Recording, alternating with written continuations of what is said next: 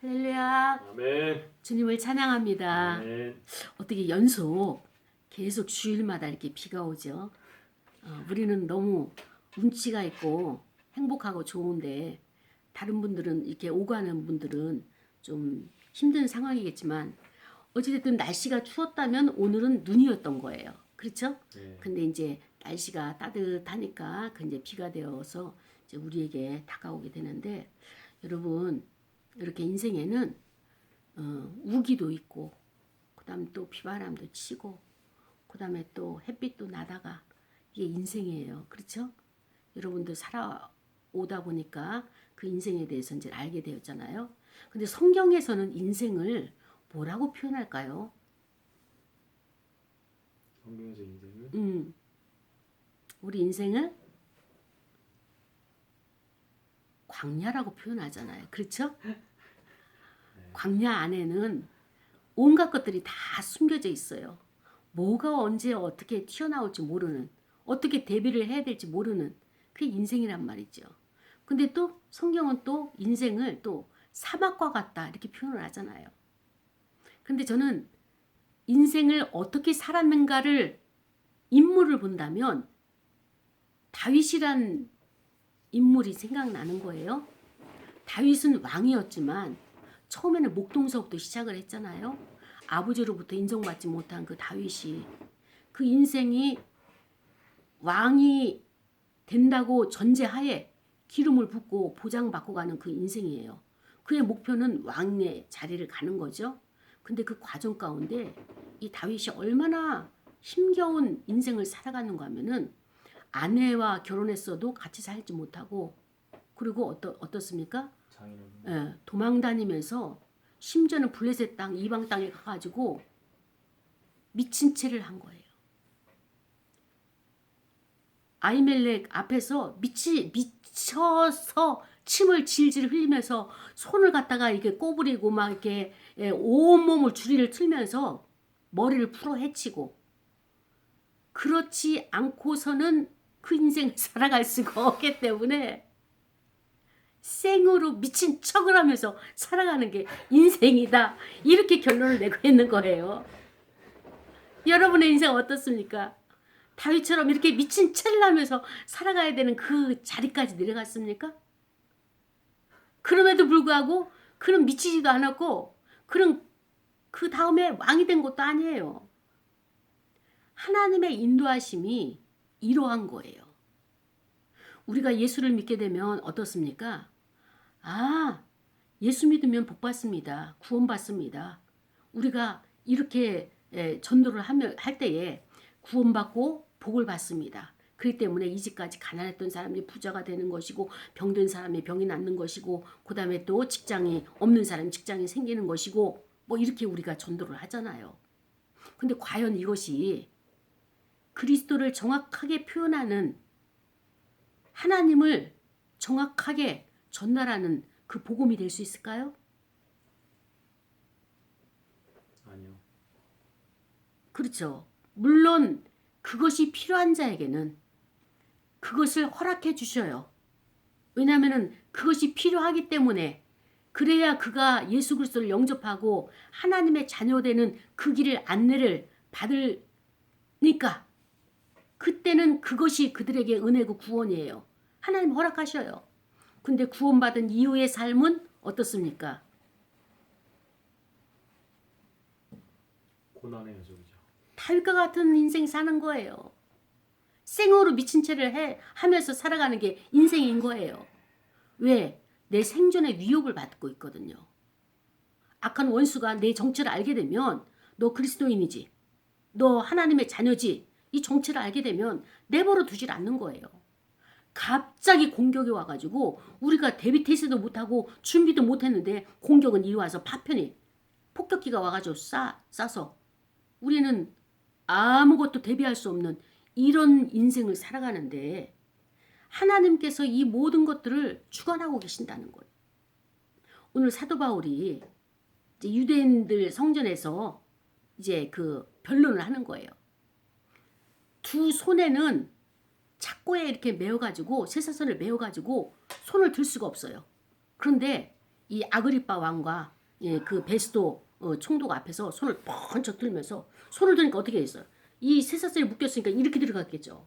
그럼에도 불구하고 이 바울이 당당하게 이야기하는 거예요. 어떻게 이야기합니까? 예. 여기 있는 아그리빠 왕이요. 여기 있는 베스도 총독을 비롯한 모든 권위 이 권위를 가지고 있는 자들이요. 위종자들이요. 나는 지금 내 심정이 여러분이 나와 같이 이 쇠사슬에 묶인 거 이거 말고는 모두가 나와 같기를 원한다. 아멘. 라고 하면서 크게 선포를 하는 거예요.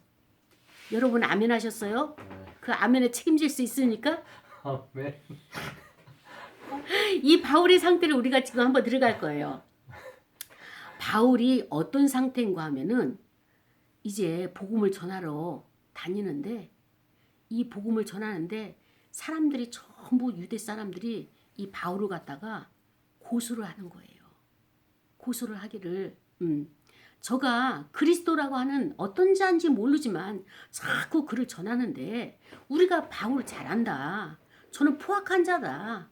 믿는 유대 사람들을 많이 데려다가 결박을 해가지고 감옥에 쳐넣기도 하고 저는 아주 그 말할 수 없이 그 서슬이 펄한 자다. 그 완악한 자다. 근데 어느 날 저가 그리스도라고 하는 자를 자꾸 이렇게 전파를 하는데 우리가 믿을 수도 없고 우리와는 반대되는 그런 사상을 가졌고 그런 종교를 가지고 있는 저를 우리가 내버려 둘 수 없어서 고발을 자꾸 하는 거예요. 그래서 고발을 했는데 그때 고발이 그 벨릭스라고 하는 그 총독이 그 유대 땅을 로마에서 파송을 해가지고 그 땅을 바울이 살고 있는 예루살렘을 이렇게 그 집에 그 다스렸는데 이제 그가 이제 임기가 돼서 떠나가고 그 베스도라고 하는 그런 총독이 와가지고 이제 거기서 그 모든 행정이나 이런 것들을 그 나라를 그 지방 지역을 이제 그 치리하는 다스리는 그때예요. 근데 이 베스도가 왔는데 이 유대 사람들이 베스도에게 사정을 하는 거예요. 어떤 사정을 하는가 하면은 바울에 대한 고발 막 남발을 하면서 이 바울을 제발 좀 어떻게 죽여달라 사형을 하게 해달라 하는 거예요. 그래서 이 베스도가 도대체가 이 바울이 무슨 죄를 졌기에 이렇게 죽여달라고 이 사람들이 이렇게 청원을 내는가 그걸 한번 심리를 해봐야 되겠다라고 해가지고 그 문장을 다 그 보낸 고소장을 봤더니 별반 없는 거예요. 그 내용은 뭐냐면은 저가 우리와 다른 종교를 가지고 있고 그리스도를 전파하는데 우리는 이거 들을 수가 없다. 우리는 유대교가 있어야 되겠고 이 바리새인들과 이 사두개인들의 기득권인 이것을 지켜나가야 되는데 전통을 지켜나가야 되는데 이것에 반하는 것을 복음이라고 하면서 각 지역에 전파하고 있는데 우리에게 방해가 된다. 회방꾼이다. 그렇기 때문에 이 바울을 죽여라 라고 하는 요 내용인 거예요. 근데 세상은 어떻게 되는가 하면은 바울이 말하는 것이 전부 다 옳다. 진리를 말한다. 그가 말하는 그리스도가 참이다. 이 진리로 우리가 자유함을 얻었다. 병든 자도 낫다. 죽은 유두고도 살려냈다. 그 다음에 또 그의 손수건만 만져도 그냥 이 병이 떠나가는 귀신이 떠나가는 소리 지르고 달아가는 이 모든 것들을 그들이 목격하고 체험하고 나니까 전부 다 바울을 따라다니는 추종자들이 많았단 말이죠. 그때 많은 사람들이 도대체 바울이라는 자가 누구냐. 난 그 바울을 보기만 하면 소원이 없겠다. 그런데 바울이 설교를 한다고 그러면은 많은 사람들이 몰려들어가지고 오늘날로 말하면은 인기 설교가가 되는 거예요. 인기 설교가가 돼가지고 누구나가 전부 다 그 바울을 설교를 듣기를 원하는 거예요. 근데 이제 바울이 이제 그 로마 법정에서 이거를 이제 그 예루살렘 법정에서 이제 변론을 할 기회가 됐다. 이 얘기를 베스도가 알았잖아요. 베스도가 그걸 알고 나서 아그리빠 왕에게 그걸 보고를 했어요. 그랬더니 아그리빠 왕이 이야기하기를 그래? 그렇다면 나도 바울의 설교를 듣기 원한다. 그날 정말 바울이 나와서 변론하는 거 맞냐? 그랬더니 맞다고 해가지고 그날 아그리빠 왕서부터 시작을 해가지고 베스토서부터 시작해서 위정자들이 거기 고위에 있는 위정자들이 다 모인 거예요. 어떻게 보면 이런 거예요. 예수님도 당시에 설교를 하나님의 나라의 그 메시지를 많이 전했잖아요. 그러니까 많은 사람들이 소문이 뭐예요? 예수님의 설교가 참이다. 진짜 하나님의 나라다. 하나님께서 함께하는 하나님의 아들 메시아가 맞다. 이런 소문이 파닥에 퍼지니까 거기서 가장 궁금했던 사람이 누군가 하면은 헤롯이에요. 헤롯이. 내가 예수를 한번 봤으면 좋겠다. 그런데 그날 어떻게 됐습니까? 예수님이 처형당해야 될 그 재판을 받고 처형당해야 될 그 날에 빌라도가 어떻게 했어요? 자기가 해야 되는데 자기가 하지 못하니까 이것을 헤롯에게 토스를 한 거예요. 그러니까 헤롯이 이참에 잘 됐다. 그렇지 않아도 예수가 누군지를 보고 싶었는데 진짜 가까이 만나기를 원했는데 잘 됐다 해가지고 이 헤롯은 웰컴인 거예요. 예수님이 죄수로 오지만은 그래도 웰컴 반겨가지고 그를 만났던 것처럼 그 시대에도 예수님의 설교를 듣기 위해서 고위 관직들이 전부 다 예수님을 만나기 원했던 것처럼 이 바울이 살던 시대에도 똑같은 거예요. 바울이 전하는 복음이 많은 사람들에게 그 경각심을 일으켜주고 인생을 바꿔놓는 이런 소문들이 파다해지니까 나는 바울로 인해서 변화되었고 나는 바울로 인해서 그 복음을 접하고 내 인생이 바뀌어졌다라고 하는 이 소문들이 파다하게 퍼지니까 고위 관직들도 어떻게 하여야 바울을 만날 수 있을까? 어떻게 하여야 바울의 설교를 들을 수 있을까? 이렇게 막 궁금해하고 그걸 원했던 차예요. 그때 바울이 변론하기를 이렇게 변론합니다. 여러분, 나는 원래 기독교인들을 파괴하고 기독교인을 잡아다가 감옥에 넣는 그런 일에 종사했던 자입니다. 그리고 나는 바리새인 중에 가말리엘 문화생이었습니다. 그 가말리엘이라고 하는 것은 규칙이 너무나 엄격해서 아무나 들어가고 아무나 거기 졸업할 수 없는 데예요. 근데 그렇게 규칙이 엄격하고 아무나 훈련받지 못하는 곳에서 나는 훈련받은 자이고 거기에 문화생입니다.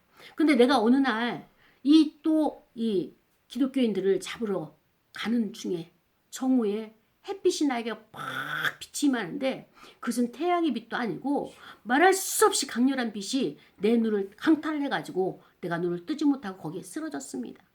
그때 하나님 그리스도께서 음성을 주셨습니다. 사울아 너가 나를 이렇게 핍박하느냐? 너의 가시체로 나를 핍박하기가 힘들지 않느냐? 이런 말씀을 하셔서 음성이 들려서 누구십니까? 그랬더니 너가 핍박하는 예수다. 이 말씀을 하셔서 내가 거기서 그리스도를 배웠고 내가 인격적으로 모셔드리고 그리고 나는 그 이후부터 나는 복음을 전하러 다니는 자입니다. 근데 여러분들이 유대인들이 나를 갖다 고소고발을 해가지고 내가 이 땅에서 복음을 전하지 못하도록 나를 만들어서 이렇게 나를 힘겹게 하는데 그래서 오늘 내가 이렇게 변론하러 여러분 앞에 나와 있는데 나는 죄를 진 것이 없습니다. 살해한 것도 없습니다. 남의 것을 가져온 것도 없습니다.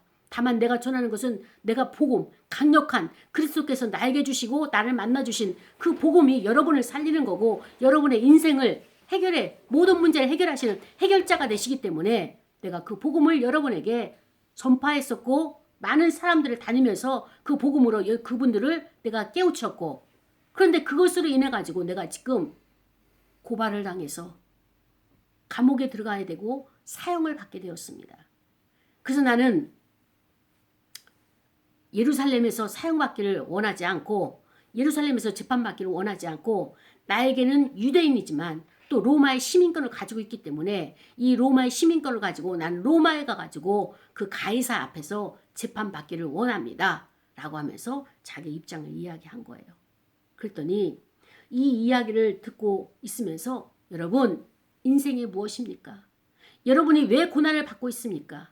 여러분의 영혼의 문제, 여러분의 삶의 문제 그것은 그리스도 하나님의 아들 메시아 그리스도 그분을 믿어야지만이 구원을 받을 수 있고 영생을 받을 수 있습니다.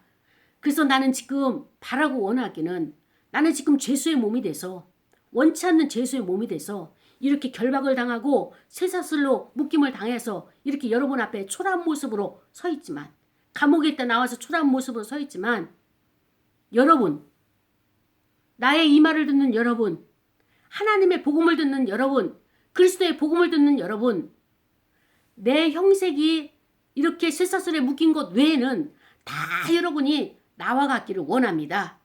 라고 이렇게 담대하게 변론의 자리에서 복음을 전했어요. 거기에는 베스도도 있고 그 다음에 아그리파 왕도 있었죠. 그때 이제 베스도가 바울을 향해서 말합니다.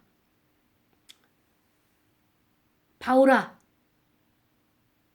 이 베스도가 자기가 가지고 있는 신앙, 종교가 있는데 예수를 믿으라고 하니까 이제 이 안에서 역동이 확 일어나가지고 소리를 크게 내면서 뭐라고 얘기하는가, 바울아, 내가 미쳤도다. 미친 거예요, 지금 바울이. 그래서 너의 그 많은 학문이 너 자신을 지금 미치게 했다. 이렇게 베스도가 직면을 시켰어요. 그때 바울이 뭐라고 이야기하는 거면, 베스도 각하여, 내가 미친 것이 아닙니다. 나는 지금 정신이 온전하고 정신이 말짱하고 참되고 내가 말하는 것은 정확한 말, 진리를 말하고 있는 것입니다. 라고 하면서 그 베스도가 말하는 것을 거기서 부인을 하고 강력히 반박을 했습니다.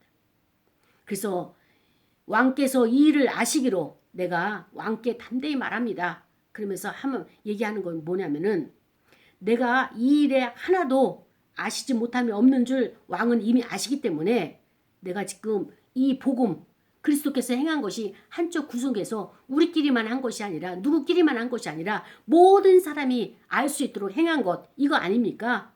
그렇기 때문에 아그리파 왕이시여, 선지자를 믿으십니까? 내가 보기에는 당신 안에는 신앙이 있어서, 당신 안에는 종교가 있어서 지금 그 선지자, 이제부터 구약서부터 메시아를 보내겠다, 하나님께서 준비한 자를 보내겠다라고 하는 그 모든 선지자의 메시지를, 그 오랫동안 몇천 년 동안의 메시지를 당신은 다 알고 있는 줄 내가 알고 있습니다. 내가 지금 보고 있습니다. 당신은 믿고 있습니다. 그러면서 아그리파가 그 바울에게 말을 하는데, 바울이 아그리파의 속내를 다 알고 있다고 이렇게 선포를 하자 바울에게 말합니다. 베스도처럼 크게 소리를 내서 화를 내진 않았지만 아그리파 왕도, 바울아, 너가 지금 적은 말을 가지고 나를 예수쟁이로 만들려고 하는데, 그리스도인이 되게 하려고 하는데 참 애쓴다. 고생이 참 많구나. 근데 어림없다. 이런 식으로 이제 아그리파가 말을 하게 됩니다. 그때 바울이 물러나지 않고 또다시 이야기합니다. 내 말이 적으나 많으나 당신뿐만 아니라, 아그리파 왕 당신뿐만 아니라 오늘 내 말을 듣는 모든 사람들도 다 이렇게 결박된 것 외에는 다 나와 같이 되기를 하나님께 원합니다. 라고 이제 못을 박았어요, 바울이. 그때 베스도와 아그리파가 이렇게 이야기합니다. 바울이 이 재판을 로마에 가서 하려고 하지 말고 우리에게 맡겨줬더라면 저가 벌써 이 문제가 풀려났을 텐데 왜 우리에게 맡기지 않냐고 로마로 가려고, 로마의 가이사의 왕에게 재판을 받으려고 하는고 라고 둘이 이야기하는 내용이 나옵니다. 그렇습니다. 지금 사도 바울은 하나님이 어떤 분인가를 잘 알았어요. 우리가 생각할 때 예수를 믿게 되면 구원을 받고, 예수를 믿게 되면 복을 받고, 그래서 이 땅의 삶이 평안해지고 윤택해지고 부요해지고, 이 땅의 삶의 차원이 아니라 이 땅에서는 내가 지금 비록 죄수의 몸이 돼가지고 쇠사슬로 내가 묶임을 당하지만, 그러나 내가 하나님 나라, 그 그리스도가 나에게 분부하신, 부탁하신 그 말씀을, 그 사명을 감당하기 위해서 아그리파 왕이 됐든 베스도 총독이 됐든 누구에게든 이들에게 나가 설 때마다 늘 복음을 준비가 되어 있어서 선포하는 이 바울을 볼 수가 있습니다. 하나님은 저와 여러분에게 이것을 요구하시는 거예요. 언제 어느 때 어디를 가든지 그에게서 복음만 나올 수 있도록. 형편과 처지가 되기만 하면 내에게서 나올 수 있는 것은 버튼만 누르면 복음이 나올 수 있는 이러한 자로 훈련받기를 원하시는 거예요. 바울이 그러한 자가 된 거예요. 그렇기 때문에 이제까지 내가 살아온 것은 분토와 같이 버리고 아무것도 아니더라. 이 땅의 것을 열심히 살고 돈을 많이 벌어가지고 내가 부강하게 되는 거 그거 아무것도 아니더라. 나는 바로 분토와 같이 버릴 줄 아는 그런 그 1차원적인 삶의 차원이더라. 근데 내가 4차원의 이 세계를 알다 보니까 그거는 아무것도 아니고 이 땅에서 배고픔과 굶주림과 그 잘 곳 없는 그 머리 둘 곳 없는 그것이 아무것도 아니라는 것을 사도 바울도 깨닫게 된 것입니다. 그렇습니다. 하나님께서 사도 바울을 통하여서 말씀하시는 것이 무엇입니까? 세상의 명예 그거 아무것도 아니다. 내가 지금 오늘날까지 하나님의 도우심을 받아서 사도 바울의 고백이에요. 나는 하나님의 도우심을 받았다. 그렇기 때문에 때로는 내가 낮은 곳에 있을 수도 이렇게 있지만은 또 높은 곳에서 하나님께서 세워주셔서 어디를 가든지 나는 그리스도의 증언자로 그리스도의 증인으로 내가 살아가는 것 이것이 나의 삶의 목표고 나의 가장 큰 영광이다 라고 하면서 그들 앞에서 당당하게 외치는 겁니다. 아그리빠가 어떤 자입니까? 아그리빠는요 헤롯 대왕의 증손자예요. 이 헤롯이 누굽니까? 아기 예수가 태어나자마자 그 아기 예수를 죽이려고 했던 헤롯 대왕이에요. 그 증손자란 말이죠. 또 이 아그리빠 왕의 아버지가 누굽니까? 그 세례 요한이 그 헤롯하고 처형하고 근친상간 해가지고 그래서 그거를 당신이 이것을 했습니다라고 고발해서 세례 요한의 목을 쳐서 그 쟁반에다가 하게 하는 이러한 사건, 이 가정의 모든 하나님의 말씀대로가 아니라 이런 그 왕의 혈통 가운데서 모든 범죄의 근원이 되는 이것이 바로 아그리빠의 그 혈통이란 말이죠. 그에게 지금 복음을 전하는 거예요. 당신을 위해서 그리스도가 죽었어. 그렇기 때문에 그리스도를 믿기만 하면 가게의 혈통에 흐르는 모든 죄와 당신의 그 모든 영혼에 대한 문제가 해결안 받은 것이요. 그래서 아그리빠도 늘 마음이 어때요? 왕이지만 분봉왕이지만 힘들고 어렵고 외롭고 쓸쓸하고 해결되지 않는 문제들이 있는 거예요. 돈 가지고 다 해결되는 것이 아니라 그것을 채워보려고 이 허한 마음을 허황된 마음을 헛된 마음을 채워보려고 바울의 메시지를 듣기 위해서 온 것을 보면 그러면서도 이 아그리빠가 바울이 준 복음의 메시지가 능력이 있었을까요? 능력이 없었을까요? 있었어요. 예, 능력이 있었어요. 왜냐하면 아그리빠의 마음이 바뀌었어요? 바뀌지 않았어요? 바뀌었죠. 예. 물론 그 자리에서 복음을 받아들이진 않았지만은 사도 바울의 그 설교 변론 설교를 듣고 보니까 어때요? 그리스도인이 되어야지만이 영생을 얻는구나. 그리스도가 진짜 메시아가 맞았었구나. 우리가 무시하고 짓밟았던 아무 능력도 없고 정말로 한 주먹거리도 안 되잖아요. 군사가 로마 병정이 그를 잡아다가 감옥에다가 놓으면서 그를 재판해서 죽이니까 그는 아무런 힘도 못 쓰고 죽는 그것을 보면서 이 많은 사람들이 아무것도 아니었다라고 생각하고 그 모든 소문을 전부 잠재우려고 했는데 그리스도가 죽고 나서 그 소문은 점점 더 왕성해지고 더 커지면서 많은 사람들이 전국에서 벌떼처럼 일어나는 이런 역사가 일어나는 것을 보면서 도대체가 이런 징조가 무엇이냐. 우리가 몇 사람만 잡아다가 감옥에 넣으면은 이 문제가 잠잠할 줄 알았는데 그러면 그럴수록 점점 커지고 점점 더 왕성해져 가지고 이 세력들을 종잡을 수가 없는 거예요. 어떻게 할 수가 없는 거예요. 그래서 그들이 가장 주범이 되는 바울을 갖다가 잡아다가 감옥에다 놓는데 이 바울은 그랬어요. 내가 예루살렘에서 내 재판을 안 받겠다. 나는 로마에 가서 재판을 받겠다. 왜? 내가 로마 시민권이 있으니까 그 가이사 왕 앞에서 내가 이 재판을 받을 것이다. 자 보십시오. 왜 바울이 로마에 가서 재판을 받는다고 했겠는가? 어차피 예루살렘에서는 아는 사람들도 많고 또 예루살렘에서 재판을 받게 되면 거기에서도 판결이 났을 텐데 그리고 로마에 보고가 갔을 텐데 왜 바울은 예루살렘이 아닌 로마에 가서 복음을 재판을 받는다고 했느냐? 그거는 다른 것이 아니에요. 로마 복음. 그렇죠. 내가 그리스도께로부터 받은 사명이 복음을 전하는 것이기 때문에 예루살렘에서도 복음을 전했고 아시아와 이 모든 유럽에 복음을 전했지만 내가 로마에 가서도 복음을 전해야 될 사명이 있기 때문에 그 복음 때문에 내가 재판을 여기서 받든 로마에서 받든 그것이 상관이 없이 재판 때문에 유리하게 받기 위해서 예루살렘에서 하고 유리하게 하기 위해서 로마에서 하는 것이 아니라 그와는 상관이 없이 복음을 위해서 살아가는 사도 바울의 방향은 복음이 우선적이었던 거예요. 내 인생이 잘 살고 내 인생이 편안하게 살고 여기에 관점을 둔 것이 아니라 비중을 둔 것이 아니라 하나님의 나라의 일에 우선순위를 둔 거예요. 그리고 내가 학문도 많고 내가 아는 것도 많고 많은 사람들에게 존경을 받는 내가 맛있는 거 먹고 존경을 받아야 되고 우러름을 당해야 되고 존귀함을 받아야 되고 이것이 아니라 그 차원은 다 분토와 같이 버리는 거예요. 아무것도 아니더라. 그거에서 내가 만족을 줄 수 없고 내가 가장 만족이 있는 것은 무엇이냐? 가장 만족을 줄 때는 복음을 전할 때, 사명을 감당할 때, 하나님의 일을 행할 때 내가 가장 기쁘고 행복했다.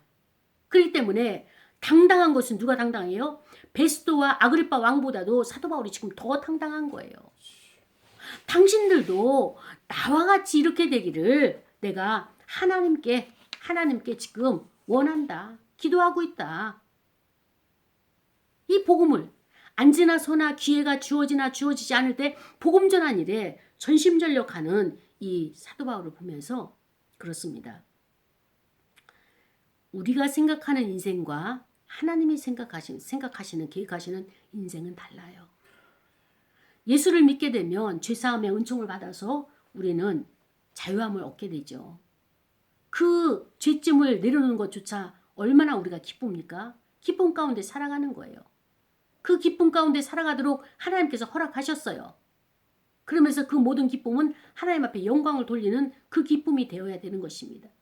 근데 그 기쁨은 어떤 것이 영광입니까? 어떻게 돌려야 됩니까? 하나님 감사합니다. 너무나 감사합니다. 고맙습니다. 이렇게 하는 것도 기쁨이 되겠지만 진정한 기쁨을 영광으로 올려드리는 것은 복음을 전하는 그 자리에 우리가 가야 된다는 사도 바울을 통하여서 그때 가장 기뻤다. 이 고백을 우리가 지금 보게 되는 거예요. 듣게 되는 거예요. 그렇습니다. 하나님께서 우리에게 원하시는 것은 무엇인가 하면은 하나님의 계획을 사명을 주시고 난 다음에는 고난이 따르는 거예요. 고난 뒤에 영광이 있는 거예요. 네. 그래서 이 땅에는 크고 작은 일이 있어요. 예수를 믿고 난 후에는 계속 고난만 오면 어떻게 사느냐? 계속 고난만 오면 못 살죠. 우리가 말씀 안에 들어가게 되면 고난은 졸업하는 거예요. 종식되는 거예요. 근데 말씀 안에 들어가기까지 하나님께서는 계속적으로 어때요? 우리에게 환경을 만드시는 거예요. 환경을 만드시는 거예요. 그리고 그 고난이 크면 클수록 빛난 영광이 되는 거예요. 면류관이 되는 거예요. 사도 바울은 이걸 알았어요. 그렇기 때문에 내가 고난받는 것을 나 지금 고난받고 있어. 나 지금 너무나 힘들어. 나 지금 그 근심 가운데 있어. 이게 아니라 고난을 받으면서도 기쁜 거예요. 왜냐? 그리스도께서 이 길 가셨기 때문에. 그러면서 우리처럼 믿음이 연약한 자는 하나님이 좀 고난 주시다가 위로를 주시는 거예요. 또 고난을 주시다가 또 위로를 주시고 낙심할까 봐. 하나님이 우리를 인도해 가시는 과정이에요. 근데 이제 믿음의 크기가 사이즈가 커지게 되면 고난의 무게와 속도와 크기는 좀 더 커지죠. 커지고 그러고 나서 하나님 너무 힘이 듭니다. 하게 되면 또 위로를 싹 주시는 거예요. 그래서 힘을 얻고 또 다시 믿음으로 가야지. 예, 우리가 전진해야지 라고 하면서 이렇게 인생 가운데 하나님께서 우리에게 자꾸 이렇게 훈련을 시켜주시면서 우리는 천국에 들어가야 돼요. 근데 천국에 들어가면 이 땅에서는 어때요? 여러분과 제가 같이 살지만 천국에 가야 되면 하나님과 같이 살아야 돼요. 그리스도와 함께 살아야 돼요. 그런데 그분들은 너무 거룩하셔가지고 우리가 이 땅에서 이 삶의 자세, 이런 삶의 태도, 습관 가지고는 같이 함께 있을 수가 없습니다. 그렇기 때문에 우리를 자꾸 변화시켜서 하나님의 신의 자리에 참여할 수 있는 그 자격을, 습관을 깨트려야 돼요. 바꿔야 돼요. 하나님이 사시는 그 방법대로 그리스도께서 어떻게 사셨는지 그 삶의 그 모델링을, 그것을 되어지기까지 하나님께서 우리를 훈련을 시키시는 거예요. 사랑하는 여러분, 우리는 어쩌면 값싼 복음을 자꾸 선호하는지도 몰라요. 어쩌면 우리는 가짜 복음을 우리가 만들어서 그것을 붙잡으려고 애를 쓰는지 몰라요.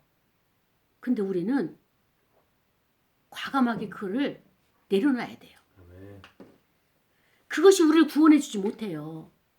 여러분 아셨잖아요. 임재교회 와가지고 다른 교회에서는 복음이다 하면서 축복 축복 축복을 외치는데 그리고 광야. 광야. 우리는 훈련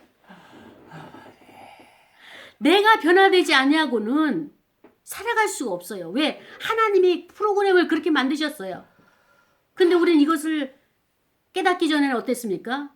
나는 온전하고 괜찮은데 너희들이 잘못됐잖아. 니들이 잘못됐잖아. 그러면서 다른 사람을 원망하고 불평하고 투사시키고 책임을 전가하고 이렇게 우리가 뻔뻔스럽게 살아왔던 저와 여러분을 하나님께서는 이제 하나씩 눈을 싹을 틔워가면서 우리를 가르쳐 주시고 끌고 가시는 이 하나님, 그 하나님 감사한 거예요.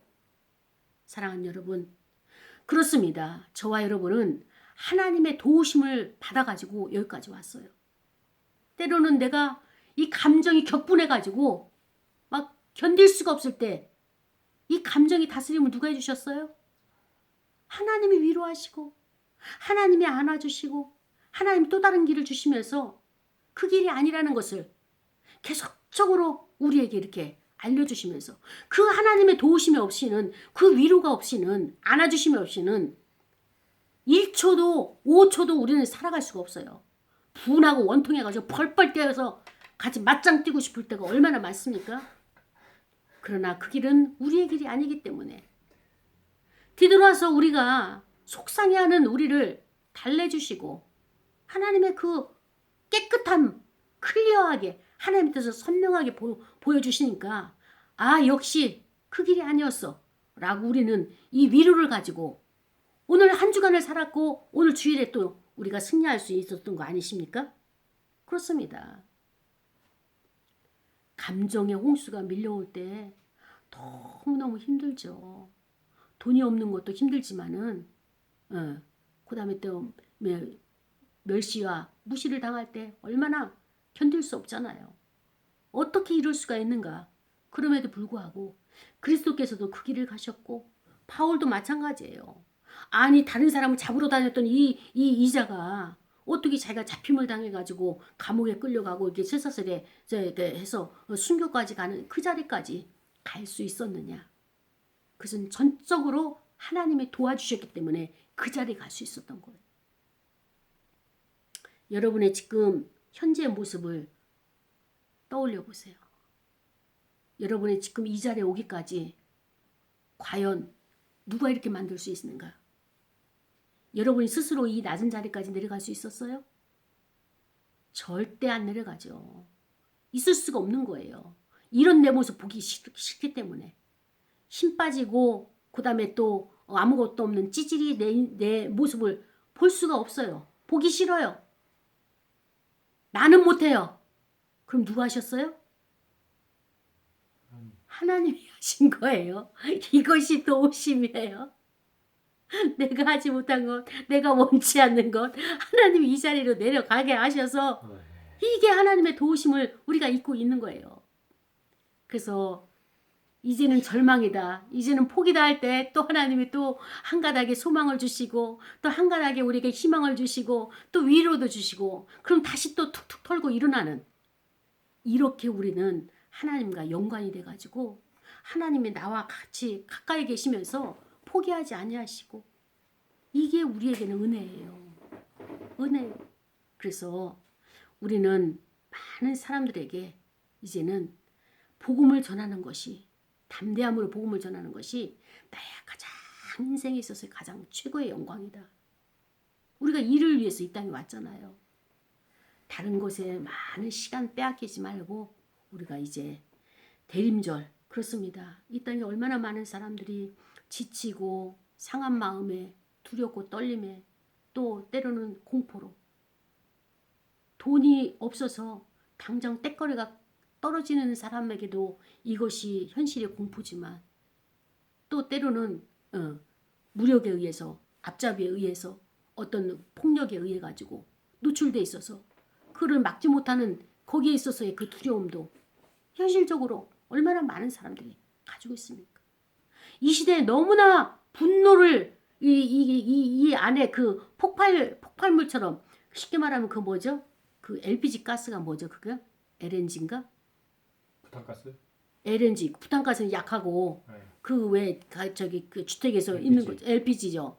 그것 하나씩 다 품고 있어가지고 여차지 가면은 다 폭발이 되는, 핵폭탄. 핵까지도 가지도 않아요. 집집마다 그것만 폭탄만 터져도 엄청난 이제 놀라운 저기가 일어나게 되는데, 중요한 것은 물리적인 폭탄은 그렇게 터진다 할지라도 더 큰 것은 무엇입니까? 사람 안에 가지고 있는 이 분노의 폭탄, 이걸 갖다가 우리가 정말로 제거할 수 있는 방법이 그리스도밖에 없어요. 예. 하나님의 은혜가 아니고서는 우리가 이것을 해결할 수 없기 때문에 그조차도 우리가 하나님의 도우심을 받아서 우리가 다 하나씩 하나씩 이것을 치유하고 해결하는, 그래서 우리가 이 땅에서 살아갈 때 내가 사람들에게 잘 되고 내가 흥왕하고 그 다음에 병 낫고 또 성공하고 이것을 복음이라고 전하여서 전도하려고 하는, 하나님 백성을 삼으려고 하는, 또 하나님께서 전도에 미련한 방법으로 하나님 백성을 찾으시는데 그것을 내가 전달하는 이런 어리석은 자가 되는 것이 아니라, 그렇습니다. 어떤 상황이 오더라도 복음을 전하는 데는 반드시 핍박이 와요. 근데 이게 그리스도로부터 오는 핍박이 아니라 세상의 저항이에요. 악한 자들의 저항이에요. 저항이 반드시 오게 됩니다. 근데 이 저항을 우리가 어떻게 돼요? 견뎌내는 거예요. 견뎌내는 거예요. 그래서 오늘은 내가 다시 한번 나 자신을 점검할 거예요. 내 안에 복음이 정확하게 있는가? 가짜 복음을 가지고 있으면서 복음이라고 내가 착각하고 있지는 않은가? 그래서 내가 이 복음을 전할 때 하나님의 역사가 나타날 수 있는 통로의 복음인가? 라고 하는 것을 자기 자신을, 자기 안에 있는 복음을 다시 한번 점검하는 계기가 되기를 원하고요. 그렇습니다. 그래서 바울은 자기에게 보이신 하나님의 뜻을 거역하지 않았어요. 하나님의 뜻이 이거다 하면 어찌됐든 목숨을 걸고 그 뜻을 순종하고 그 뜻을 선택을 했습니다. 마찬가지로 하나님의 뜻을 순종하면 평안이 올 것으로 기대하면서 그가 순종한 것이 아니라 하나님의 뜻을 선택한 즉시 어떤 일이 생겨요? 어떤 일이 생겨요? 감옥 가는 일이 생기고 핍박당하는 일이 생기고, 그렇습니다. 우리 모세 그 신앙의 정체성 할 때 그 공부할 때 했잖아요. 모세가 하나님의 여호와 하나님의 호렙산에서 부름을 받고 사명을 갖고 갔는데 어떤 일이 생겨요? 점점 더 상황은 안 좋은 쪽으로 갑니다. 예. 그런데 상황이 안 좋을수록 거기는 하나님의 개입하심의 증거가 되는 거예요. 상황이 안 좋을 때 여러분 낙심하지 마시고, 아, 하나님이 개입하셨구나. 그래서 하나님께서는 완전히 또 반전을 이루시는 그 하나님의 역사가 있다는 것을 우리가 믿고, 그래서 고난이 따른다 할지라도 그 고난은 잠시예요. 진짜 잠시. 그래서 하나님의 뜻과 이 세상의 뜻이 다르기 때문에 세상의 것을 우리가 완전하게 우리는 거부를 하고 하나님의 뜻을 따르기 위해서 지금 현재 속임수로 오는 이 고난 내가 감당하리라.